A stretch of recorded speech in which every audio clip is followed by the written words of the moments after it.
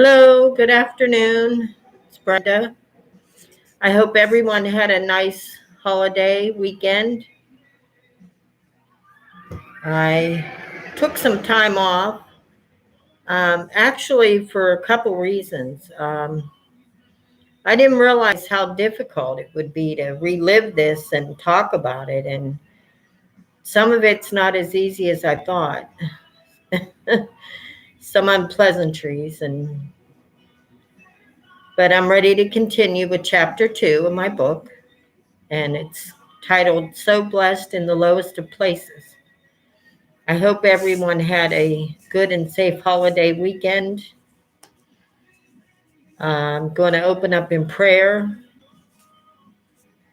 which I desperately need myself, and for Olivia, and I'm not going to be talking to anyone. This is strictly just a video. I am going to try to learn how to record without going live, but I haven't learned that yet. But I'm going to watch a video that's going to teach me how to do that. So this is strictly to narrate chapter 2 of my book. I hope everyone is well. I'm going to open up in prayer. Dear Heavenly Father, God, wonderful, wondrous God, your ways are miracles and beautiful and light, and everything is good about you, and everything we have because of you. And we know that there are difficult times, and anyone going through anything. And I can't imagine that there's anyone not going through something in this entire earth. Things are changing, things are happening so fast. So we want to pray for humanity, for the United States, all brothers and sisters on the earth, which we are all brothers and sisters of the earth. Children of God, we are humble, and we know that we're to worship you and obey your commandments, do the best we can. Love our neighbors, ourselves. I pray for this building and everyone in it. I pray for my YouTube family. I pray for the homeless. I pray that one day there won't be any, but they are children of God. Make no mistake of it. Like I said in my video, God didn't love me any less when I was homeless, and I know he didn't. In fact, he loved me more. When I reached out and I surrendered and I asked for help, he gave it to me. When I asked for guidance, he gave it to me. And I'm forever grateful for that. I'm thankful for everything I have. And like I said, I've been putting this off because it's difficult. You know, no one wants to talk about an injury, an accident, a trauma. It's difficult, but I'm about to go into it shortly. And I pray for all of you that your health is good, that your friendships are good, that someone will be a true friend and not betray you or try to con you. Or there's so many things out there, you know. Pray for safety. But we know what's to come. It's all been foretold in the Bible for many years. We know what's happening and the signs that are taking place.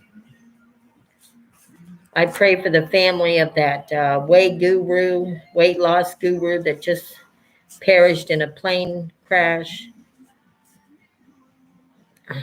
Through Jesus Christ, our Redeemer, our Savior, who sacrificed so that all may live. Amen. Now, okay, I'm in San Diego, and I wanted to say a thing or two before I start going into the book, is that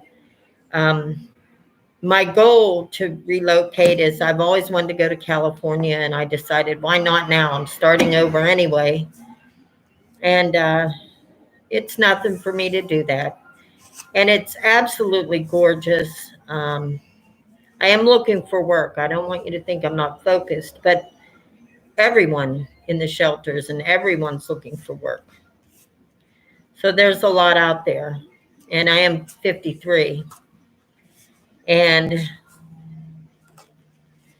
I attend some church at the St. Vincent, and I pray, but I can't say yet I've completely surrendered. I'll let you know when that happens. But I've always been a person of faith and prayer. I know the importance of it, believe me. And we need it now more than ever. Okay, so I'm in San Diego, and I'm going to start out. It's a weekend. And my morning routine is I get up, go downstairs for breakfast, which usually is very crowded from people that aren't in shelters, as well as the shelter. And generally, I just have a piece of fruit or some coffee. Not real good with institutional food, so I'm losing weight, and I needed to. And I am a chore leader, so I sign everybody in for chore, tell them what their chore is. I also help, and then I put all the supplies away and sign everybody out. That's by 8 o'clock a.m. Then I walk over to the bridge. It's 65 stairs up, cross the bridge, 65 stairs down. Then around the corner, across the street to the convention center, which is right on the bay by the Hilton. And I walk up 100 steps, then I walk down 100 steps. Generally, I'm by myself, but once in a while, one of the girls will walk with me, but they take the elevator. And I'm like, no, I'm taking the steps. And I take the stairs. It's a beautiful view at the top, and a lot of people are there exercising. You'll see a lot of people there. And it releases endorphins, and it keeps you going, and it's beautiful. It's beautiful. The yachts are parked there. They're called slips. There are spots called a slip, and some come, some go. I mean, they have the America's Cup there on the water there at the bay. Just beautiful. So I enjoy the beauty. But one particular morning I left on a Saturday, and in the parking lot, there were all these booths and games and characters dressed up, and they were giving away tablets and different things. And I'm like, what is this? And they said it's called Comic-Con. Well, Comic-Con was started by 5 men from San Diego. And basically what it is it's a preview into new movies, new characters. People come from all over the world, and they dress up like your characters, your movies. And it's awesome. I mean, celebrities come over. There's entertainment. It generates like $800 million for San Diego, so it's very important. And it's cool to walk around and see the city come to life, and people everywhere, and then putting on displays, and you see them building something over here and build something over there. And some of the things you get to do, because they're free and outside. I don't have a ticket for Comic-Con, but I get to do some of the things because it's free and outside. And it's just wonderful. I mean, I never knew of it. And at the Hilton, they had the 5 Batman movie cars on display. And I met a Warner brother, because he said it was the first time the insurance company had ever let all 5 Batman cars from the movies out at one time. And I'm just walking around, and maybe get a free grilled cheese here, or a pint of ice cream, or unlimited popcorn, or chicken wings. And it was just great. It was just a way to walk around and relax and have fun. But I also learned that Conan O'Brien was going to be at Spreckles Theater, and you had to stay in line all night to get tickets. Well, I'm outside all the time anyway. So what did I do? I got in line for the tickets and got to sit inside and watch Conan show and get a little Conan doll, pop doll. And that was awesome. It was awesome. Felt like a regular person, back again. Pardon me. But anyway, that kind of takes my mind to a good place.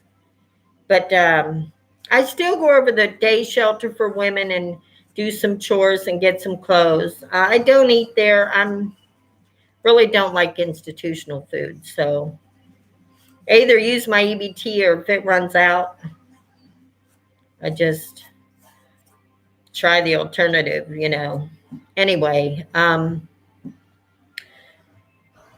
one of the girls decides that we'll go to La Jolla. I heard it's such a beautiful place, never been there. The bus goes there. We have to go into Old Town, get the trolley into Old Town, and get the bus.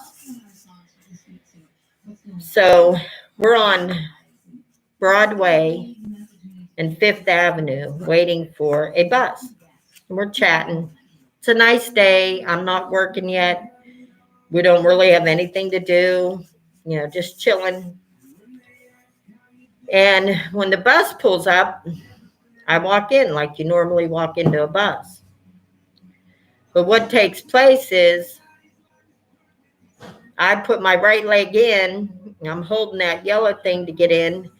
And as I go to move the left, when he moved the door, my brain couldn't comprehend two things at the same time. And he was looking in the back saying goodbye to someone out the back door. And I went in, and I guess he didn't see me, and he knocked me down. It was so fast, so fast. But it was an old bus. It wasn't supposed to be out of the yard. It was number 301, and it was big. So when I fell, I didn't hit my head on anything, but my head was right near where you would put the money in. But I didn't hit anything. I'm fine. But as I start to get up, he hits the bus is going this direction. And as I start to raise myself up, he floors the gas pedal. Well, I'm on my side and my left leg swings across and hits the door. Well, the door's open because my leg, about 2 to 3 inches above, maybe 2 inches above the ankle on the left side of my leg, bottom of my leg above the ankle, hits the steel door. There was no rubber, but the door's open because how's my foot out the door? Sky's a mess. So I'm like totally upset, and I get myself up. I scoot to the end of the door, and I get myself up, and I have a hematoma on my leg about the size of a nickel or bigger, and I'm in extreme pain. I'm very upset. And I get off the bus, and I asked the girl that was with me to get ice from a restaurant there. So she went in, and they weren't open yet. So it was before 11, maybe quarter till, 20 till. And he's icing the bar because they're going to open in a few minutes. So she brings me ice, and I'm rubbing ice on it. Well, I said to him, you need to call it in. I need an ambulance. I'm hurt. And he's just, I don't know what that is, little Ben, but could you just not make comments right now? Thank you. And so I'm all excited. I'm all upset. He's not calling it in. He didn't do a report. He didn't call supervisor. He didn't call the police. He didn't pull the bus. He's not following any procedure. And I walked back onto the bus, and I said, you need to call for help. I need an ambulance. I'm in excruciating pain. I'm very upset. I mean, he did everything wrong. And finally, about 10, 15 minutes later, an ambulance comes. And I remember looking as we went away, and he did nothing. He did no report. He followed no procedure. He didn't do anything. I mean, it's the truth. And it's in my declaration, which I filed on the very last day that I could file against MTS when they denied my claim. However, that disappeared with the lawyer, Melissa DeLeon, or the clerk of the court. Whoever had access to it took it. And that was the lawsuit, but that just seemed to disappear. How convenient for San Diego. And anyway, I go to the hospital. Well, let me say this first. I knew I was in trouble. And the paramedic said to me, "Your blood pressure stroke range." Well, I knew I had to act fast. So he blew up a little pillow and I laid back on it and I went into meditation. And as God is my witness, I became a bear in a nice lake on a sunny, beautiful day. And I was salmon fishing, but I only from the waist up. I let go of my legs. You have to let go of the trauma part when you meditate. And I did. And I was salmon fishing. I was happy. It was a beautiful day. And the paramedic said to me, "Ma'am." And I said, "Yeah." And he goes, "How did you do that?" And I said, "What?" And he goes, "Well, your blood pressure's normal." And I said, "I meditated." And he goes, "Well, maybe you should teach meditation." Well, I think that I knew it was either a stroke or meditation.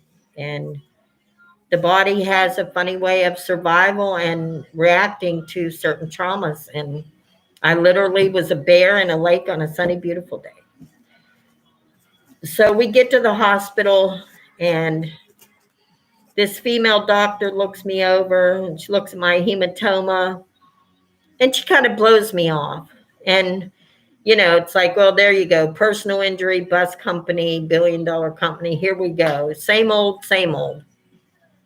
You already know. So she's not going to take care of me. She's not going to take it serious.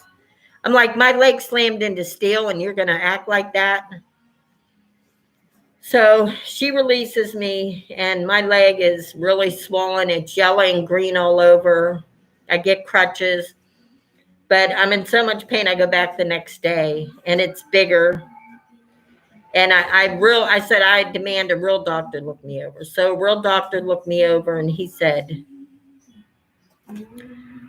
that it's going to turn black and blue for a couple weeks, stay off of it. I said, okay. Well, it never turned black and blue. It stayed yellow and green, which meant it was vascular, which if you've been through what I've been through and seen doctors and MRIs and constantly getting ultrasounds and what I have over this leg, is that none of them ever really took care of it properly. The lawyer, I was recommended from St. Vincent de Paul. There were 2 young girls in there that said, "Oh, this lawyer, Melissa De Leon." Yeah, well, that was the devil. But anyway, that was how I ended up with her. I didn't have time to look for any. I didn't know any. I didn't need one before. I was totally in the dark, not educated at all. And homeless, don't forget. But I had filed through the courts and they were served. So it was a legitimate lawsuit. Like I said, it's civil 2012 Superior Court, San Diego, 0009735. And she ordered that I get an ultrasound done down at Mile of Cars. And when I go down there and I'm on the table getting the ultrasound done, some man walks back in there. And I'm looking, and the tech's looking at him, and I'm looking at him, and he says nothing, and then he leaves. Well, that's just saying. Then they tried to tell me later on that those records had been stolen. They got robbed and broke into, and those records were stolen. So you know where we're going with this, okay? You already know where we're going with this. San Diego style. And they know it, and I know it. So anyway, that should have been enough for me to have fired her already and got rid of her. But I was so blown away that the pain and the injury, thinking, oh, it's just going to get better. I took like a month off the steps in my bike and got a lower bunk. And I just thought, well, surely, I'll just get back to my routine and that'll be it. Well, I started to ride my bike. And when I was riding it, I went about almost half of my normal routine. And I had to get off my bike and I thought, man, I just can't do this. And I didn't understand it. And I thought, wow, okay, so I just rested a while, and then I did go the rest of the way, and then I would sit out there at Vaughn's, and they have a beautiful courtyard and tables, and I'd get a drink out there or some watermelon, something to hydrate me, and then I'd ride back halfway. I had to rest and back. Well, the next time I got on my bike, I couldn't even get halfway of that far. And I was like, whoa, something's going on here. So I made a doctor appointment. So the doctor sees me, and she said to me, you have complex regional pain syndrome too. She said,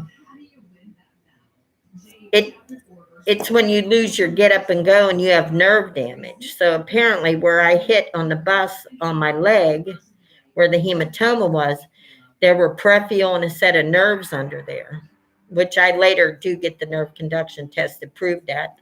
But that's what she says it is. Well, like being a celebrity of Hollywood, until you have something legitimate or you're somebody, they don't go after you. But as soon as now there's a lawsuit, now I have a record there, medical record, saying I'm injured permanently. It's a disability. Well, now the lies begin. Wasn't any before that, none in my whole life. Now, the doctor writes, I have a friend that I met at the shelter, and we became friends, and we hang out sometimes.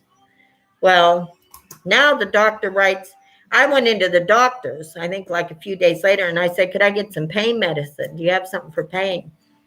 Which I have no history of being on pain meds or using pain meds or asking for pain meds in all of my medical records. I have everything I was born with. I'm 63. At the time of the injury, I had one surgery when I was 11. So I have no surgeries, no medications, no nothing. Even to this day, no surgeries, just medication. And the nurse that I asked for pain med was a volunteer, and she goes, well, I guess if you say you're having pain, you're having pain. Very condescending. And then the other nurse is like, everybody comes here is looking for a happy pill. Well, it's like, I know what happiness is. I don't need your happy pill. I'm not asking for one, but I have a bad injury and I am in pain. So anyway, she puts on my medical records, patient has been seen with other resident that takes pain meds. We suspect she may be taking pain meds. Now, I know somebody out here watching is a lawyer or a rocket scientist because number one, I wasn't taking her pain meds. Number two, you're my doctor and you have my urine, my blood, anything you want. So what kind of BS is this, really? It's just the start of the BS of San Diego. I should have sued her for defamation, but I was so caught up in being immobile and devastated and in pain. There is a loan called General Relief. And now I have no money. You know, the money I came with certainly gone by now. And you can get a loan from the county of San Diego called General Relief, $232 a month. If you win a disability case, you do not pay the money back. If you get SSI, you do pay the money back. Well, they told me to work for it and to work at Balboa Park. Well, I'm 53, I'm injured, and they put me in the park on like a 90 degrees hot sunny day pulling weeds from the ground in a long blue covered outfit that's like made of like paper. And I am sweating profusely, afraid I'm going to have a heat stroke. And I walked off the job because it was my life or the job. I've just been through horrific injury. And at this point, I felt it was trying to kill me. So I walked off. They're like, where are you going? I said, I'm leaving. I left. I went to where I could get some water and some shade and take care of my health. And I also have had have at the time high blood pressure. And I just knew I was going to have a heat stroke. And I went to the doctor and said I was unable to do that work. And she needed to write that off. And that doctor makes an appointment for me to have a procedure done. And she violates me in the procedure. Hey, I went through a lot. I'll talk about the good times and the beautiful things, but this is the truth. And that doctor violates me in the procedure. And I call and I filed a complaint against her. And some condescending bimbo comes in and tries to have a professional conversation with me, or what she calls a professional conversation about the doctor. But needless to say, I never saw that doctor again. Not sure what that was about, but these are what they do to you because you file a legitimate lawsuit. And you can't pay me enough for what they did to me and what they put me through. They don't have enough money. How's that? And this is disturbing to go through and talk about. It most definitely is very upsetting and very difficult. And I'm at the long-term side of St. Vincent de Paul. They're pressuring me to look for work. I should be no work. The doctor gave me a certain amount of time, no work. The one hospital decides that I need pain meds. The nurse goes, you need pain management. I'm referred to pain management, which I do need. I do. And they began to give me pain opioids, Percocet. And I take them as instructed. And when I take them, I can walk all day. I can look for work. I can walk. I can get around. I can get out of the hot sun. I can get out of the rain and get dry. I can move because you got to move. Thank you for the prayer. And I'm trying to do the best I can, but they keep giving me trouble. I would have people come up to me on the street and say, you really need to drop that lawsuit. They don't like being sued. And I said, no, I'm not going to drop it.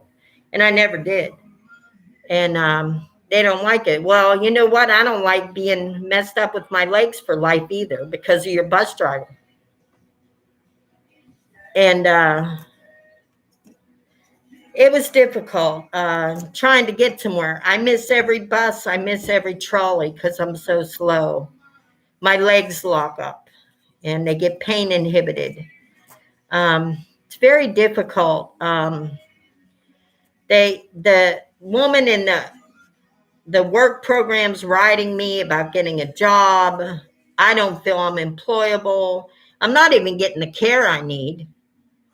I said to Melissa one time, the lawyer, I said, I'm not getting the care I need. And she goes, well, that's what happens when you're poor. That's what she said to me. I have no help. I have no advocate, no justice system.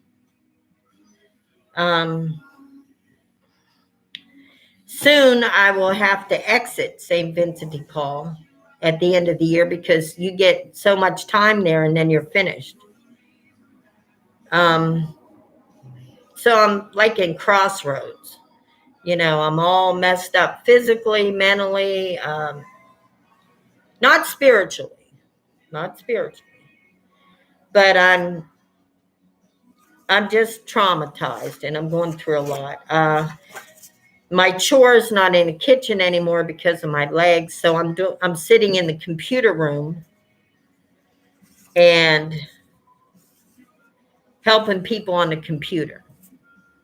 Well, while I'm helping people on the computer, I decided I worked 35 years, many times 2 jobs at the same time, full time. And my other job 7 days a week. And I thought I'm going to apply for disability. Excuse me. Well, it was recommended that I don't, but I'm going to apply for disability. I worked for it. I paid into it.